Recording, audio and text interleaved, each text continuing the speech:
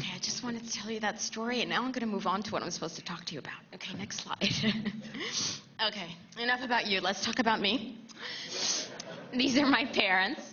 My father originally from Basra, Iraq, born and raised there, and did well enough at Baghdad University College of Sciences to earn a government scholarship to do his studies overseas. He came to the United States, actually, to the D.C. area, and where he met another graduate student, a nice Jewish girl from New York. And so, yeah, funny. Basically, the take-home message here, and while the groups of Arabs and Jews are not mutually exclusive, there are Arab Jews. My mother's Ashkenazi Jew, and with an Arab father and Jewish mother, I am 100% Semite. So this being the this being the topic on racism, you can insult either side of my family, and that would be anti-Semitic. But there's no Q&A here, so let's move on.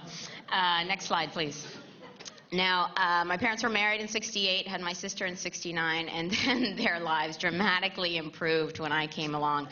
Now, I know there's a lot of controversy over what's happening here this weekend, but I think even those individuals who are protesting the truth outside can agree that I was a very cute baby right here. Now, the reason thank you. The reason I'm showing this slide is not just for the gratuitous applause, but I appreciate that. For any of us, the memories we have of our childhood from the time before our brains could make memories are from the pictures. And when I was little, in order for my dad to pay back that government scholarship he was on, he taught at Basra University for 5 years. So the first 5 years of my life were between Iraq and New York. So this is me at 6 months old. I don't remember this picture being taken, but when you talk to me about Iraq, this is the image I think of. But unfortunately, thanks to very effective dehumanization in the American media, next slide, this is what people think of. Swarthy, dark, mustached, evil man, dictator worse than Hitler. Now, I'm not going to defend the regime. There's no question about the ruthlessness of the dictatorship. But we have to remember that pick any country around the world, and it's made up of families. And it's those families who pay the price for what happens. Next. Oh, there's a quick vote for me. Okay, next. So just defining it, racism is the belief that race accounts for differences in human character or ability, and that a particular race is superior to others. Or it's discrimination or prejudice based on race, denial of the other's humanity. We do not respect them as human beings. And any one of us can define an other. Now, I can't be sure if that's what was happening yesterday, but I thought it was very interesting in the discussion yesterday of Blackwater. It was a distinction that I think we in this room could make, that we are not Blackwater. And I was happy to applaud that they were being brought to justice for the crimes of September 17th, 2007. We have to remember, it doesn't make much difference to the Iraqi people who's firing the weapons that kill their families. But anyway, I just want to point that out for, defining the other. Next. So we already talked about dehumanization, the enemy, the names used in Vietnam for the Vietnamese people. I know the number 58,000, but it wasn't until recently that I knew that over 3 million Vietnamese were killed during that time. And the same goes for Iraq. We've already heard the names used. It's now over 1.2 million and counting as we speak. It's also important to point out that we condemn Saddam Hussein, and rightly so, for allegedly killing 300,000 over 30 years. We have now more than quadrupled the number in under 5. Now, we're all about winning in this country, but this was not a contest we wanted to win. Basically, for that other, lives are disposable. Next. Just very briefly, I will touch on, and I'm not really the expert on it, I just want to touch on racism within the military. For example, Mexican families who want to come here to, I'm going to have to hurry. No, I'm going to take more time. Who want to come here to build a better life for themselves. If they are caught at the border without papers, they're going to be detained or maybe beaten. They're going to be sent back home. However, if you choose to enlist in the U.S. military, to be deployed overseas for corporate profit, They will accelerate your citizenship application. Give us your tired, your poor, your huddled masses, and we will put them in the military and send them overseas to die for Halliburton. Next slide. Now, in this slide, this is citizenship. Welcome to America at Al Fao Palace, Baghdad. Now, if you look at this picture, the guy in the middle is the general, and all the brown people are the new citizens.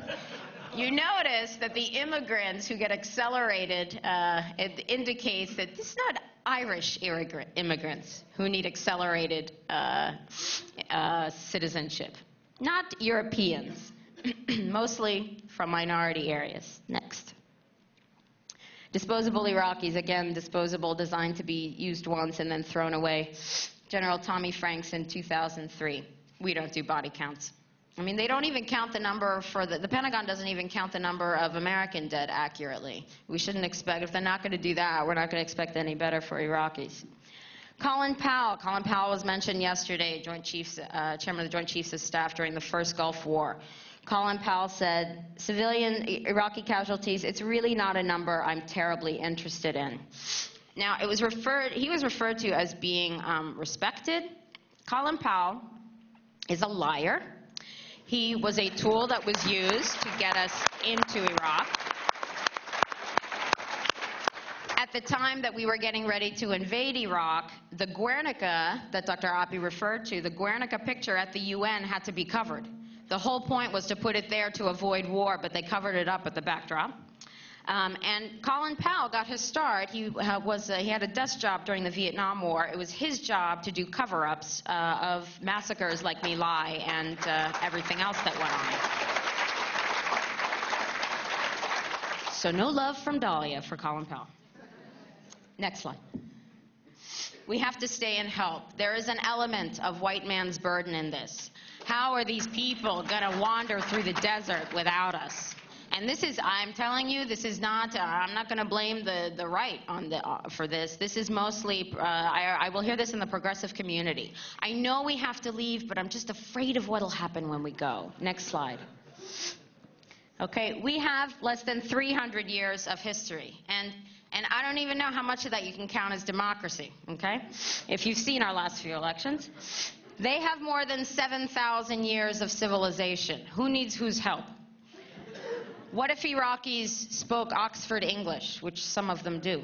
Doesn't matter. What if Iraqis were a 94% Christian country instead of 94% Muslim? What if Iraqis were white? There was a comment made yesterday, and I'm so happy I had the chance to speak to the veteran before this session. And what I took from the statement was that Iraqis have a different culture with different morals. And what I walked away from that with was that somehow that we had better morals in this country than they do. But for myself and for him, I wanted to clarify that even the brainwashing that you go through in the military can kick in a moment of stress, which, believe me, this is a moment of stress. That's kind of the attitude that was presented, but we had a really good conversation. So just to clarify that it is a different way of doing things, and the point was we have no right to impose ourselves onto anybody else. Next slide.